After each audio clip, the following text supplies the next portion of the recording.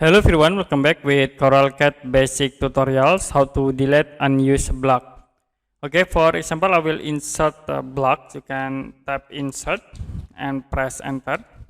So I will click browse and I will insert this block bed. Okay, and I will click at this point. The next we insert the other blocks like dining tables. And the next I will insert like for sofa seat.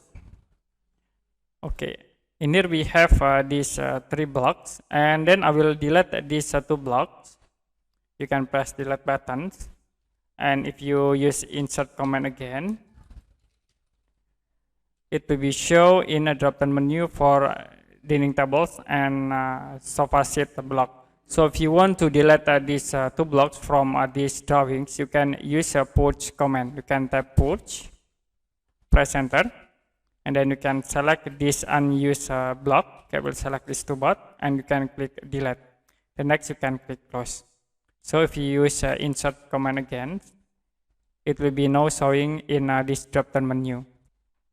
Okay, that's it, how to delete unused blocks in CorelCAD software. And if you have any question about this tutorial, you can comment below this video.